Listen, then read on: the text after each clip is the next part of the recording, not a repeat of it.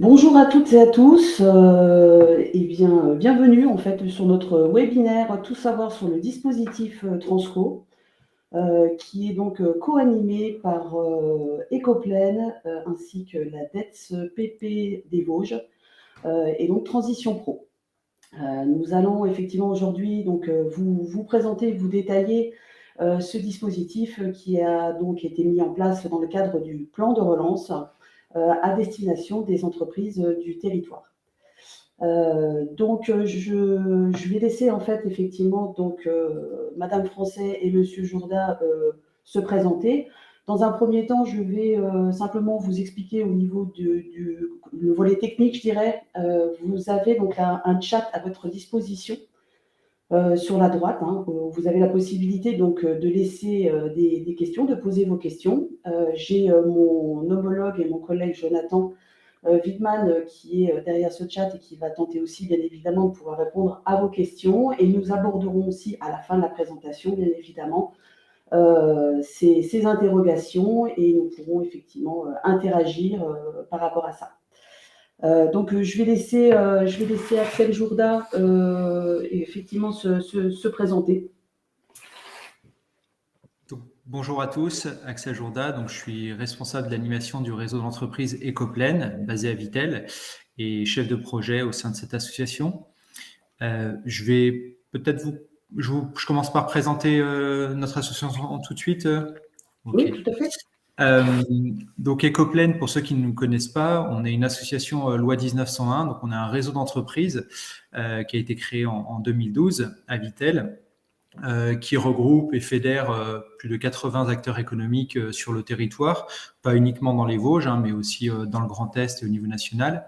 On compte 40 entreprises adhérentes et membres d'Ecoplen sur le territoire de la Plaine des Vosges, ce qui représente à peu près 7300 salariés pour l'ensemble de ces entreprises, en comptant bien évidemment leurs effectifs globaux. Et 40% de ces emplois sont localisés dans la Plaine des Vosges.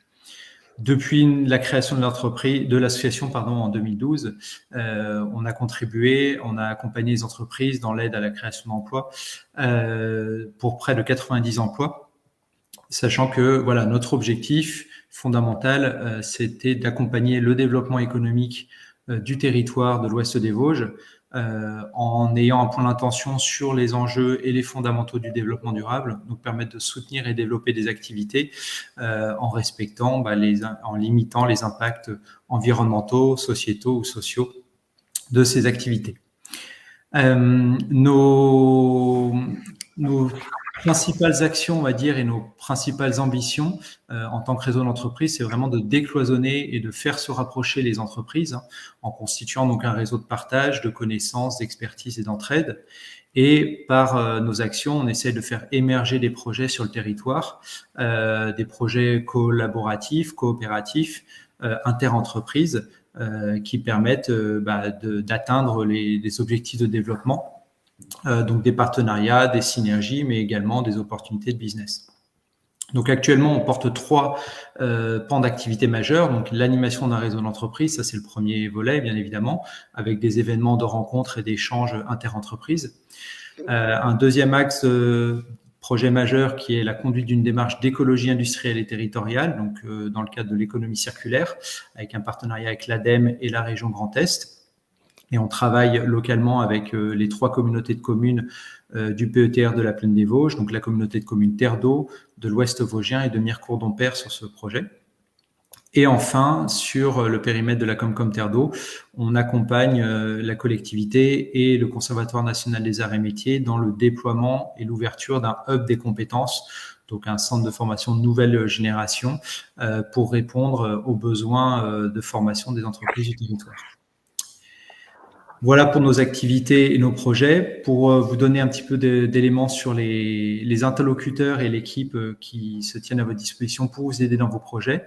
Donc, on a bien évidemment le réseau des 40 entreprises, membres et adhérentes d'Ecoplen, mais on a un noyau dur au niveau de la direction de l'association, donc avec un bureau composé de 4 dirigeants d'entreprises locaux, donc Serge Cunin notamment, Patrick Marchand, Jean-Christophe Henry et Frédéric Pêcheur. Et donc voilà, on travaille en étroite symbiose avec le bureau, ma collaboratrice Johanna Maringue et moi-même, qui, en tant que salarié, voilà, se tenons à votre disposition pour vous accompagner dans vos projets. Je vais laisser la parole maintenant à Laurence François, je pense. Pardon. Oui, bonjour à tous. Donc, Laurence Français, je suis DARP, déléguée à l'accompagnement des reconversions professionnelles à la DETSPP des Vosges. DETSPP, c'est donc la direction départementale de l'emploi, du travail, des solidarités et de la protection des populations. Ce poste a été créé en tout début d'année dans chaque département sur le territoire, avec pour une mission initiale de 2 ans, mais qui risque d'être prorogée en fonction de la situation. L'atout majeur de cette mission est d'accompagner les entreprises dans les transitions professionnelles et plus particulièrement sur le volet des ressources humaines. Pourquoi cette mission et comment? C'est de permettre aux entreprises de saisir de tous les dispositifs que l'État peut mettre à leur disposition pour les accompagner, pour faciliter la formation, pour faciliter la reconversion de leurs salariés. Ces dispositifs, pour certains, vous les connaissez peut-être, c'est le FNE Formation, c'est la prestation de conseil en ressources humaines, c'est la promotion par l'alternance, et c'est, entre autres, le dispositif qui va faire l'objet de notre présentation aujourd'hui, transition collective. Concrètement, comment je procède? En fait, je contacte les entreprises, les employeurs, alors plus souvent les services RH pour ces problématiques, qui seraient confrontés soit à des difficultés, mais pas seulement, qui seront confrontés à des mutations économiques. Ça peut être dans le cadre de la filière automobile, par exemple. Je vais, avec ces contacts, établir un état des lieux de leurs problématiques, déterminer quels sont leurs besoins. Ensuite, on va essayer d'envisager quels sont les dispositifs qui pourraient répondre à toutes ces questions, à toutes ces problématiques. Et il y a à l'issue un accompagnement. Il faut savoir qu'il va y avoir des orientations vers les acteurs territoriaux qui seront à même de les épauler, des orientations vers les OPCO pour certains des dispositifs, puisque c'est les OPCO qui vont les porter. Donc voilà, globalement, c'est ça. C'est un état des lieux, un diagnostic, on va dire, un accompagnement et un suivi à l'issue pour s'assurer qu'en fait, on arrive à répondre à toutes ces questions. Donc, pour me contacter, vous avez mes coordonnées sur la droite de cette page. Je suis disponible et je répondrai mais vraiment à toute demande de toute entreprise sur ces questions liées à des mutations économiques, à des problématiques, avec toutes questions liées aux ressources humaines au sein d'une entreprise. Je vais repasser la parole à Manuel Thomas. Merci Laurence. Donc, effectivement, on travaille étroitement avec Laurence Français sur le territoire, puisque effectivement nous, Transition pour Grand Est, sommes en charge du déploiement et du bon déroulement, en tout cas, de ce dispositif, transition collective. Dans un premier temps, je vais vous présenter notre structure qui est donc Transition Pro Grand Est. C'est une structure en fait qui est née au 1er janvier 2020. Auparavant, si je vous parle de FONGECIF, ça va peut-être effectivement un peu plus vous parler. Si je vous parle effectivement de congé individuel de formation aussi, bien maintenant, depuis donc le 1er janvier 2020, Transition Pro Grand Est est présent et porte effectivement le projet de transition professionnelle. Donc, on appellera ça donc le PTP. Qui est un acronyme. N'hésitez pas, d'ailleurs, je fais une petite parenthèse, à poser des questions parce que souvent nous utilisons justement des acronymes et ça nous paraît évident pour nous, mais beaucoup moins peut-être pour d'autres personnes. Donc n'hésitez pas à poser vos questions dans le chat. En tout cas, effectivement, notre structure est composée de 40 collaborateurs. Nous avons des dotations en fait, donc en termes de financement de France Compétences et tout particulièrement effectivement du FNE Formation dans le cadre de transition collective. Au niveau des dispositifs, comme je vous disais, on a donc le projet de transition professionnelle. Pour rappel, c'est un C'est un dispositif qui s'adresse donc aux salariés, c'est à l'initiative d'un salarié qui désire se reconvertir, effectuer une transition professionnelle. Il a la possibilité donc effectivement de déposer un dossier chez Transition Pro.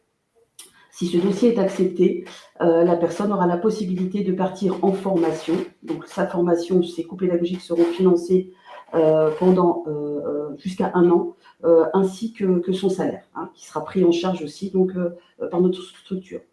Donc ça, c'est un des dispositifs majeurs qui est porté effectivement par Transition Pro. On a aussi un autre dispositif qui s'appelle le dispositif démissionnaire, où là, on atteste du caractère réel et sérieux effectivement du projet de la personne. Donc ça s'adresse à des gens qui ont plutôt un projet de création d'entreprise, en tout cas très souvent c'est le cas, et qui effectivement donc envisagent de passer par une classe formation ou pas, et donc ont besoin d'être indemnisés en tout cas par Pôle emploi le plus rapidement possible pour pouvoir réaliser leur projet. Donc nous fournissons cette attestation après avoir fait une étude du dossier, et grâce à cette attestation, excusez-moi, le salarié a la possibilité donc de s'inscrire à Pôle emploi sans carence. On est aussi jury paritaire CLEA, de la certification CLEA, et donc en charge du déploiement de cette certification. Donc juste pour être au clair, certification CLEA, c'est une certification qui est donc destinée aux salariés, qui peut être destinée aussi aux demandeurs d'emploi, hein, et donc qui évalue les compétences de base. Auparavant, nous étions donc conseillers en évolution professionnelle au sein de FONGECIF. Maintenant, Transition Pro, en fait, n'effectue plus cette tâche. Par contre, elle délègue cette tâche, bien sûr, à un réseau justement de conseillers en évolution professionnelle qu'on appellera CEP. Hein. C'est un service effectivement gratuit, financé par l'État à destination de tous les usagers, qu'ils soient salariés, chefs d'entreprise ou demandeurs d'emploi. On s'assure aussi de la qualité effectivement des formations dispensées puisqu'on finance ces formations. Donc, on effectue des contrôles réguliers tout au long de l'année avec les organismes de formation avec lesquels on travaille. On a un observatoire aussi, hein, donc, sur les besoins en emploi et en compétences sur le Grand Est. Et on travaille conjointement avec des partenaires emploi en termes de statistiques tels que l'APEC ou Cap Emploi ou Pôle emploi. Et puis donc notre dernier dispositif qui donc est né début 2021, qui est donc Transition collective et qui s'adresse donc aux entreprises du territoire. Alors juste quelques données en fait hein, sur 2021 en données chiffrées. Au niveau des certifications, nous avons délivré presque 600 certifications CLEA. Au niveau du PTP, donc des projets de transition professionnelle, on a eu 2261 dossiers examinés et donc 1511 dossiers pris en charge, hein, ce qui représente presque 70% des demandes. Au niveau des dispositifs démissionnaires, on a un volume plus important puisqu'on n'est pas loin des 100%, hein, on a 98% d'acceptation de dossiers avec 1633 attestations délivrées. Donc vous voyez 2/3 de création d'entreprise. Hein, donc on a un volume de presque 4000 dossiers qui sont instruits en fait donc dans notre structure dont le siège se trouve à Nancy.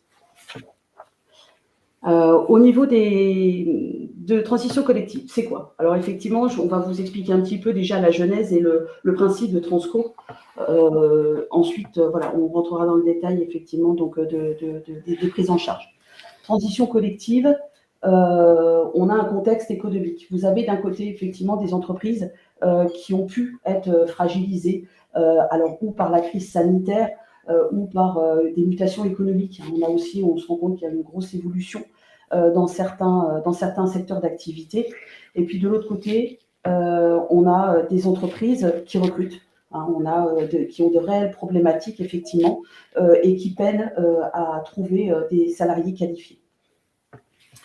Donc l'idée, alors je vais vous donner effectivement un exemple, c'est que on travaille par exemple avec des entreprises donc sur un territoire, sur un bassin de vie bien identifié. Cette entreprise effectivement donc a identifié des métiers fragilisés et auquel cas, effectivement, on va proposer à ces salariés de rentrer sur le dispositif transition collective et de pouvoir ainsi effectuer une reconversion. Et en parallèle, nous allons bien sûr travailler étroitement avec nos partenaires emploi et avec les entreprises du territoire qui recrutent, ce qui va permettre effectivement de mettre en lien ces fameuses entreprises qui ont des besoins avec ces salariés qui désirent effectivement effectuer une reconversion tout en restant sur leur bassin de vie. Hein, donc, c'est 500 millions d'euros effectivement qui ont été alloués à la démarche au niveau national. Au niveau du déploiement, effectivement, voilà, on est encore sur une expérimentation qui court jusque fin 2022, mais qui, je l'espère de toute façon, prorogée. Voilà, sera prorogée pour pouvoir accompagner nos entreprises. Alors, au niveau je vous parlais des conseillers en évolution professionnelle. Simplement pour vous les citer, hein, il est toujours bon ton de savoir aussi. Donc, les conseillers en évolution professionnelle, vous avez le réseau des missions locales qui s'occupe plutôt des jeunes, hein, de moins de 25 ans. On a Pôle emploi qui accompagne les demandeurs d'emploi. On a Cap emploi qui accompagne les personnes en situation de handicap. On a l'APEC pour les cadres. Et on a le réseau EVA pour tout le secteur privé. Hein. Et donc, ce sont des conseillers qui sont répartis sur tous les territoires à proximité des salariés et qui peuvent répondre effectivement sous forme d'entretien individuel à des réponses, à des questionnements que les personnes pourraient avoir quant à leur projet ou à leur orientation ou à leur formation. Donc, l'accompagnement, effectivement, en plus, est très important dans le cadre de Transco, puisqu'il sera partie prenante et il sera obligatoire, effectivement, dans les étapes de Transco. Donc, au niveau de la prise en charge, pour être assez clair, donc je vous parlais du PTP tout à l'heure, effectivement, mais qui est bien à l'initiative du salarié. Au niveau de Transco, vous avez bien, donc l'initiative vient de l'employeur, avec ces fameux métiers identifiés, dits fragilisés. On prend en charge, en fait, donc, la rémunération des salariés. Hein. Donc, cette prise en charge est de 100% pour les entreprises de moins de 300 salariés. Et elle va évoluer, effectivement, pour les entreprises de 300 à 1000 salariés, on sera à 75%, et 40% de prise en charge, donc pour les plus de 1000 salariés. Donc, ça, c'est au niveau de la rémunération. On finance aussi, bien sûr, les coûts de formation. Là, contrairement au PTP qui dure 1 an, on sera sur 24 mois ou 2400 heures. Et on aura aussi un financement sur les frais annexes qui sont aussi, bien évidemment, proposés sur le PTP, le projet de transition professionnelle, donc pour permettre aux gens, effectivement, de se rendre sur un lieu de formation un peu éloigné. Donc, concrètement, le contrat du salarié est suspendu durant son parcours. Par contre, le salarié reste bien dans les effectifs de l'entreprise.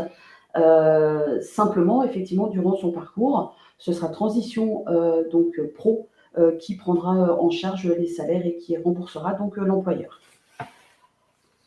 Au niveau alors on a une petite nuance aussi au niveau de la prise en charge des formations, hein, puisqu'en fait on a eu donc une instruction qui est sortie début 2021. Cette instruction a été prorogée par une seconde instruction qui est sortie début de cette année et donc qui a apporté certaines améliorations quant au dispositif afin de faciliter justement les entreprises pour l'adhésion de Transco. Donc là, vous voyez qu'au niveau des coûts de formation, effectivement, la prise en charge va pouvoir évoluer puisque si on est sur des formations plus courtes, on sera bien sur la prise en charge dont je vous ai indiqué. Par contre, sur des formations plus longues, donc supérieures à 12 mois, la prise en charge sera plus conséquente en fonction toujours des effectifs de l'entreprise.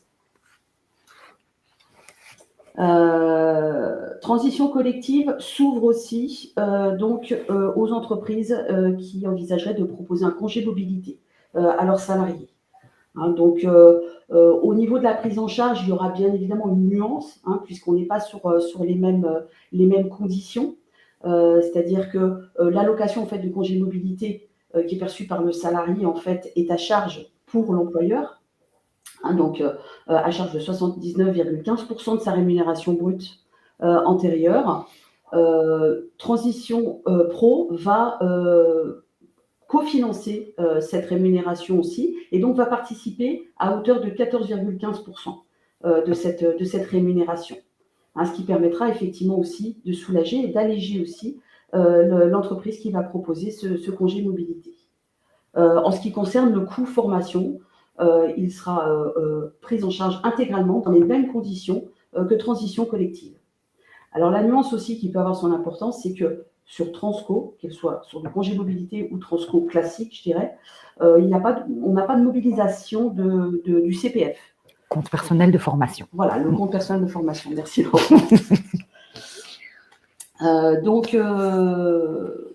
Alors maintenant, on va parler effectivement des conditions d'éligibilité pour les salariés, effectivement, pour rentrer sur le dispositif. Je reprends la masque. Donc, en premier lieu, dans ces conditions d'éligibilité, nous avons des conditions d'ancienneté. Il faut que, alors pour Transco classique, comme l'a précisé Manuel Thomas, que les salariés soient soit en CDI. Dans le cas de ce CDI, il faut qu'ils aient au moins 24 mois en qualité de salarié au cours de leur vie et 12 mois d'ancienneté dans l'entreprise actuelle qui mobilise transition collective. Et attention, l'ancienneté s'apprécie à la date de départ en formation du salarié. Ces salariés peuvent être également en CDD. Il faut qu'ils aient 24 mois en qualité de salarié au cours des 5 dernières années, dont 4 mois de CDD dans l'entreprise. Il faut qu'ils soient encore sous contrat au moment du dépôt du dossier et débuter leur formation au plus tard 6 mois après la fin de leur CDD. Transco peut également s'ouvrir aux intérimaires. Pour eux, les conditions sont d'avoir 1600 heures d'intérim, dont 600 heures dans l'entreprise concernée par Transco, sur une période de 18 mois. Il n'y a pas d'ancienneté minimale pour les salariés concernés par l'obligation d'emploi des travailleurs handicapés. Donc, vous pouvez vous référer à l'article L5212-13 du Code du travail, à toutes fins utiles. Alors juste pour faire la petite parenthèse aussi, effectivement, je fais toujours un focus sur les salariés en CDD aussi, hein, puisque ce sont aussi donc, des salariés avec cette notion de précarité d'emploi, hein, puisque ce sont avec les intérimaires les variables d'ajustement, je dirais, des entreprises qui n'ont pas toujours la possibilité effectivement de pérenniser des postes, hein, donc pour effectivement des raisons parfois économiques. Proposer effectivement Transco à ces salariés leur permet effectivement, donc après, à l'issue de leur CDD, de pouvoir rentrer sur un parcours qui sera financé. Et la particularité effectivement de ce financement, c'est qu'en fait, c'est Transition Pro Grand Est qui devient en fait l'employeur de ces salariés durant tout leur parcours. Donc en termes de sécurisation, on est sur quelque chose quand même qui peut être relativement intéressant et surtout de faire monter en compétence des gens pour pouvoir aller sur des postes plus pérennes. Au niveau, donc, toujours en parlant des conditions d'éligibilité, donc chronologiquement, je dirais, on a effectivement donc une démarche qui doit venir de l'employeur, hein, qui identifie donc certains métiers au sein de son entreprise. Donc, sur la première instruction, il y avait un accord GEPP type à déposer donc, sur le site de la DRET, donc, qui est anciennement l'inspection du travail, où il fallait effectivement donc, attendre un retour de ces services pour pouvoir rentrer dans la démarche. Grâce à la nouvelle instruction, en fait, cet accord GEPP concerne simplement les entreprises de plus de 300 salariés. C'est-à-dire que pour toutes les entreprises de moins de 300 salariés, effectivement, un simple, courrier ou une information auprès de son CSE peut suffire, effectivement, donc, pour pouvoir rentrer dans la démarche. Il ne faut pas que l'entreprise soit concernée ou ait entamé des démarches de PSE, hein, de plan de sauvegarde de l'emploi, pour aussi pouvoir rentrer sur Transco. Ensuite, la condition sine qua non aussi, c'est que les salariés qui s'engagent, je précise bien sur la base du volontariat, sur le dispositif Transco, en fait, doivent effectivement s'orienter vers un métier porteur. Donc, il existe une liste des métiers porteurs qui est disponible sur notre site internet, qui sera cliquable aussi sur le PowerPoint. Ce PowerPoint d'ailleurs sera disponible et téléchargeable donc, sur votre écran. Et donc cette liste est évolutive, c'est-à-dire qu'on attend effectivement une mise à jour incessamment sous peu, qui devrait arriver. Oui. Et donc dans cette liste, il faut imaginer que vous avez des métiers, mais ce sont bien des métiers porteurs sur la région. Hein. On a une analyse assez fine quand même sur les métiers en fonction du tissu économique. Ensuite, il y a donc, comme je vous expliquais tout à l'heure, l'obligation d'être accompagné par un conseiller en évolution professionnelle. Cette obligation, en fait, c'est simplement pour avoir un rôle d'impartialité et que ce conseiller puisse observer, voir et accompagner les personnes sans que ce soit quelque chose de subi. Hein, il faut effectivement que ce soit bien sur la base du volontariat des salariés. Et puis donc la dernière condition, c'est aussi d'aller sur une certification ou des certifications professionnelles, ce qui est le cas aussi bien sûr pour le projet de transition professionnelle. La seule nuance, c'est qu'on peut cumuler avec Transco plusieurs certifications ou blocs de compétences en fait pour pouvoir effectivement accéder à un diplôme ou une certification inscrite au RNCP ou au RS. Et donc, on a aussi la possibilité, dans l'extrême aussi, c'est de pouvoir avoir plusieurs organismes de formation disponibles.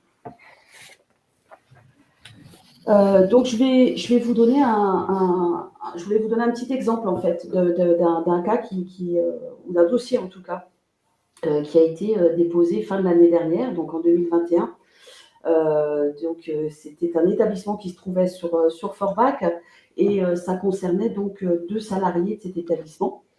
Donc, vous voyez, au niveau de la chronologie, on est bien parti donc au mois d'octobre sur le fait qu'on a l'alerte PT, comme vous le voyez en bas à gauche, la PT, donc c'est la permanence téléphonique. Hein, c'est bien une permanence téléphonique qui est à disposition de tous les salariés et tous les usagers qui désirent effectivement donc ouvrir ou s'inscrire en tout cas dans une démarche de PTP, de démissionnaire ou de Transco. Hein. Donc il y a eu une alerte en octobre effectivement sur une personne qui aurait appelé justement notre permanence téléphonique. Nous sommes donc naturellement retournés vers l'employeur. Nous avons expliqué à l'employeur la démarche de Transco, puisque c'est un dispositif qui est un petit peu méconnu. C'est d'ailleurs notre rôle de déployer, en tout cas d'informer les partenaires et les entreprises du territoire de l'existence de ce dispositif. Ensuite, il y a eu un accord GEPP, effectivement, qui a été fait. Alors là, un accord type, hein, puisque c'était une entreprise de moins de 300 salariés. Il y a eu une information collective qui s'est déroulée, effectivement, au mois d'octobre, donc assez rapidement après, où, en fait, donc, durant cette information collective, on informe bien les salariés du dispositif. On leur explique aussi, parce qu'on co-anime cette réunion avec le conseiller en évolution professionnelle, où donc là, on laisse les coordonnées en fait aux salariés et charge à eux, s'ils le désirent, de pouvoir se rapprocher du conseiller en évolution professionnelle, ce qui n'engage encore pas plus le salarié. Hein, c'est bien quand il aura entamé la démarche et que son dossier sera accepté qu'il rentrera réellement sur le dispositif. Ensuite, il y a une identification effectivement donc d'organismes de formation déjà un petit peu en amont, une réflexion qui se faisait justement par rapport au projet des salariés. L'accompagnement CEP s'est fait dans le mois suivant. Il y a eu des tests de positionnement, puisque ça c'est pareil, c'est une étape obligatoire qui doit se faire auprès de chaque salarié, hein, puisqu'en fonction de leur niveau d'études, leur expérience professionnelle, effectivement, il y aura peut-être un parcours qui sera adapté, qui sera aménagé pour les personnes. Ensuite, il y a eu quelques petites étapes un peu compliquées parce qu'on a eu un décalage de début de formation. La formation devait démarrer assez rapidement du fait, elle a été décalée par manque de candidats. En tout cas, voilà, on a fait un petit peu, on a subi un peu les aléas, mais je dirais que ça fait partie aussi du dispositif. Hein, c'est un dispositif qui vit, c'est un dispositif qu'on adapte, qui est vraiment individualisé, et du côté de l'entreprise et du côté des salariés. Les dossiers ont été constitués donc au sein de Transition Pro Grand Est. Donc on accompagne vraiment les gens jusqu'au bout. Hein, et donc au niveau, donc en décembre, les dossiers ont été traités par les référentes de parcours, hein, ce qui est une étape obligatoire chez nous pour bien évaluer la cohérence du parcours. Et donc les dossiers ont été instruits et ils ont été présentés à la commission de décembre, qui a été une commission exceptionnelle, puisqu'en fait, on avait un aléa justement sur le démarrage de formation qui devait se faire, hein, puisqu'on est bien d'accord, le tout dossier, en fait, doit être présenté en commission avant le démarrage d'une formation. Les 2 dossiers ont été acceptés et donc effectivement, tout début décembre, vous voyez, on était vraiment sur un timing assez serré. Les salariés sont rentrés en formation pour une durée de 6 mois et devraient donc terminer leur formation ce mois-ci, donc au mois de juin. Voilà un petit peu le principe et la chronologie en fait d'un dossier. Je pense que, alors, il y a des délais qui seront peut-être incompressibles aussi, hein, parce qu'il faut quand même laisser le temps et aux salariés de monter leur projet professionnel, mais aussi après le côté technique du dossier. Mais en tout cas, on sait s'adapter.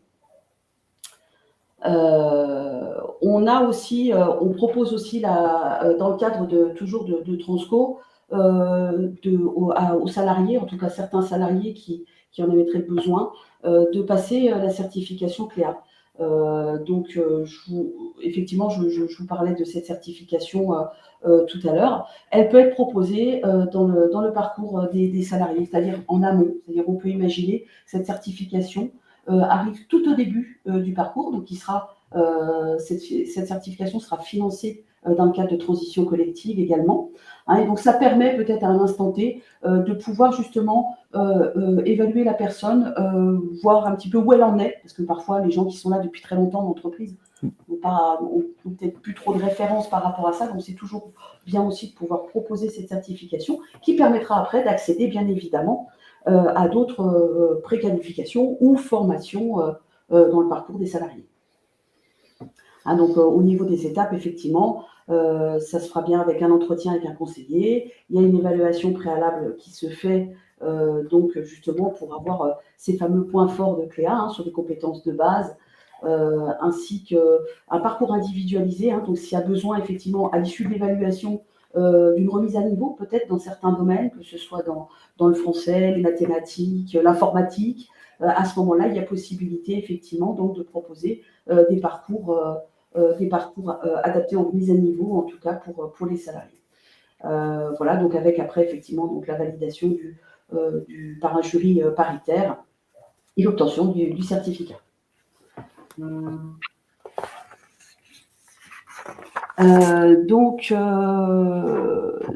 Juste pour information, effectivement, hein, CLEA, sur les 7 domaines de compétences, on est bien sûr la communication en français, les mathématiques, l'informatique. On a aussi des connotations de tout ce qui est professionnel, je dirais, hein, donc des activités en lien avec le secteur professionnel, donc travailler en équipe, travailler en autonomie, apprendre à apprendre tout au long de la vie et respecter les règles de sécurité et d'hygiène au travail. Voilà, donc les 7 domaines évalués.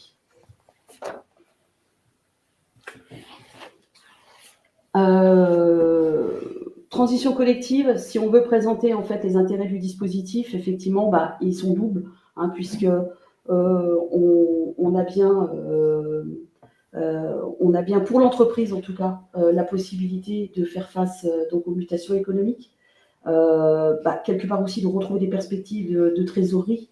Hein, c'est-à-dire que c'est vrai qu'un salarié qui va partir sur un parcours de formation pendant X mois, c'est effectivement une masse salariale qui ne sera pas à charge de l'employeur pendant cette période-là. Mais c'est aussi, bien évidemment, protéger les salariés hein, dont les emplois sont fragilisés en bénéficiant vraiment d'un cadre sécurisé. Et puis pour le salarié, c'est rester acteur de son parcours professionnel, pouvoir effectivement développer ses compétences et son employabilité dans un nouveau domaine, un secteur d'activité. Et donc, comme je vous expliquais tout à l'heure, on ne mobilise pas le CPF.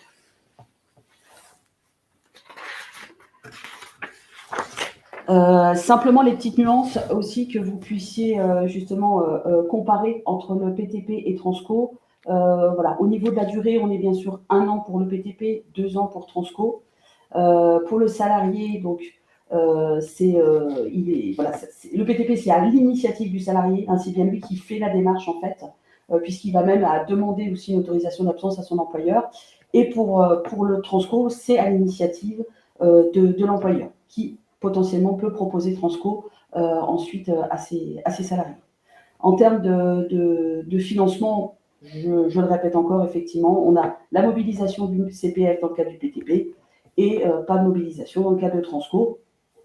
Et la nuance aussi, c'est que le BTP ne concerne qu'une seule certification avec un seul organisme de formation, alors que Transco est plus large et on peut pouvoir adapter plusieurs certifications.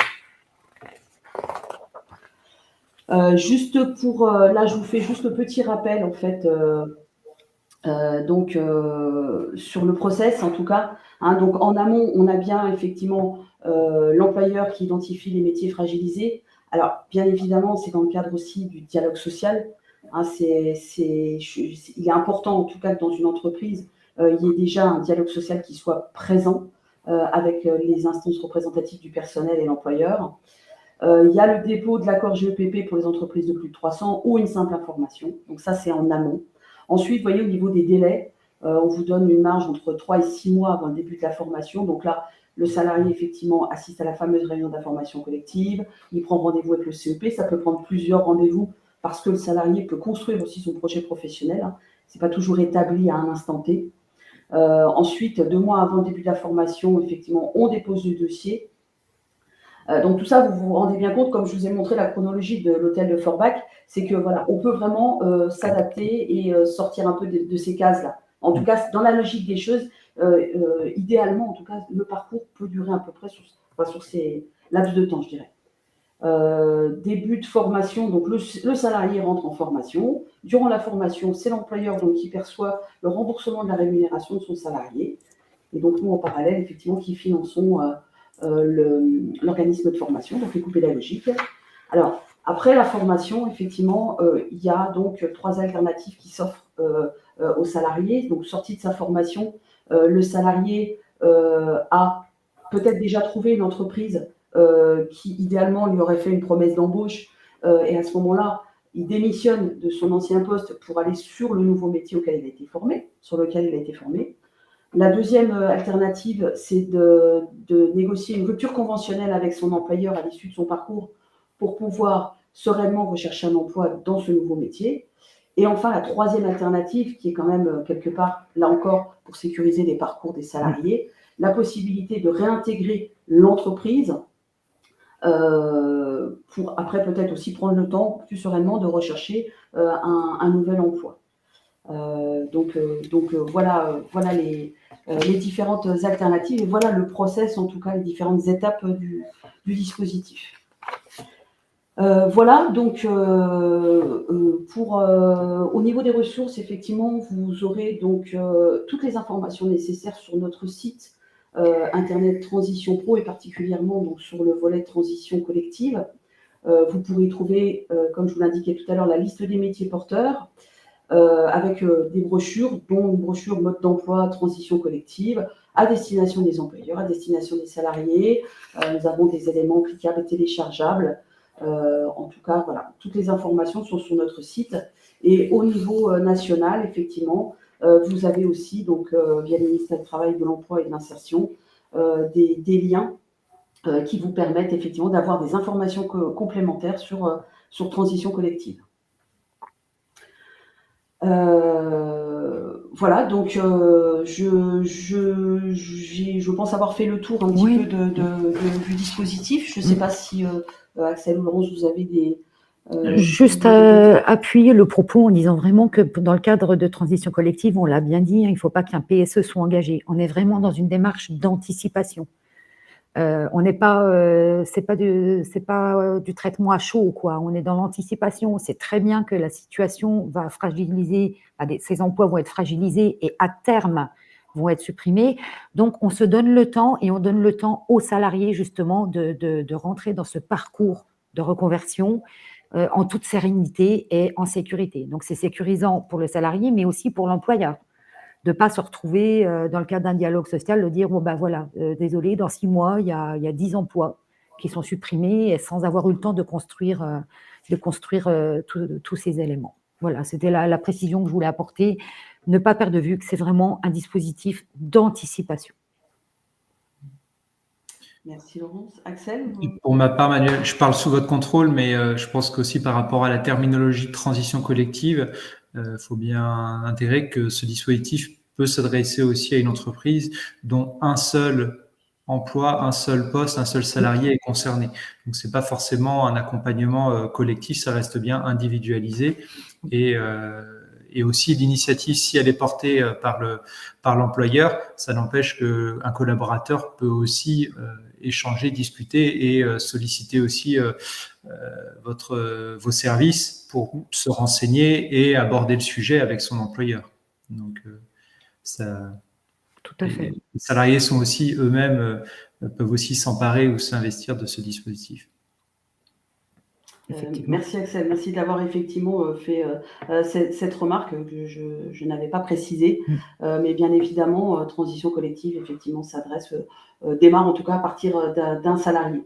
D'ailleurs, actuellement, on est plutôt, en tout cas, tous les dossiers qui sont passés sur des cas de figure jusqu'à ce jour, on est bien sur des TPE, PME qui nous ont sollicité et comme vous dites Axel aussi, la démarche peut se faire aussi parfois via le salarié qui va peut-être prendre des éléments d'information dans un premier temps et pouvoir en échanger. C'est pour ça que je parle bien, et il y a bien cette notion de dialogue social avec l'employeur. Donc au niveau du chat, je regarde un petit peu effectivement les questions. J'ai Jonathan et Julie qui effectivement donc vous ont apporté des réponses. Il y avait une question effectivement sur la GEPP, encore un acronyme effectivement supplémentaire qui en fait effectivement pareil succède à l'ancienne GPEC. Voilà, donc on a pu répondre à ces questions. Effectivement, vous avez des liens sur notre site. Vous avez une ligne directe transition collective donc qui est dédiée. Donc pour toute question, pour toute information, vous pouvez appeler ce numéro-là. C'est nous chargés de mission. Donc on est 3 chargés de mission sur le Grand Est. Donc moi, Manuel Thomas sur la Lorraine. On a Jonathan Wittmann sur la Champagne-Ardenne et on a Valérie Stott sur l'Alsace. Donc on répond en tout cas sur cette ligne dédiée. Et pour les autres services de transition pro, en fait, on a une ligne aussi réservée, comme je vous parlais, c'est la permanence téléphonique, donc qu'on maintient tous les jours à disposition justement des usagers. Voilà, je crois que concrètement au niveau des... En complément ou pareillement, comme vous avez mes coordonnées dans le diaporama, n'hésitez pas également à me contacter pour avoir des éléments d'information sur le dispositif transition collective et au-delà, je vous le disais, sur les autres outils mobilisables au sein des entreprises au niveau de la gestion des ressources humaines. Et pour ma part, au niveau d'Ecoplaine et pour les entreprises de la Plaine des Vosges qu'on a sollicité et invité à assister à ce webinaire, voilà, nous on se tient à votre disposition pour faciliter aussi la prise de contact, la mise en relation, peut-être aussi l'identification d'entreprises qui ont peut-être certaines difficultés actuellement ou qui au contraire sont plutôt peuvent proposer des opportunités d'emploi et de métiers porteurs.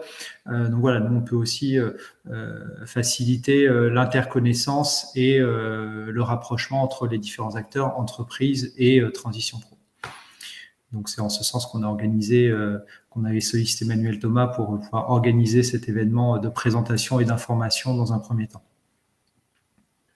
Voilà, merci Axel. Et effectivement, on a fait un focus effectivement sur Transco, mais bien évidemment, Transco ne peut pas exister si on n'a pas en face aussi effectivement des entreprises qui ont des besoins, des entreprises qui vont pouvoir effectivement s'engager vis-à-vis de salariés en reconversion. On va pouvoir effectivement associer donc les entreprises qui recrutent pour pouvoir justement répondre aux attentes en tout cas des salariés tout en restant sur un bassin de vie. La notion de proximité est très importante en tout cas dans le cadre de Transco. Voilà, je pense que nous avons fait le tour du dispositif.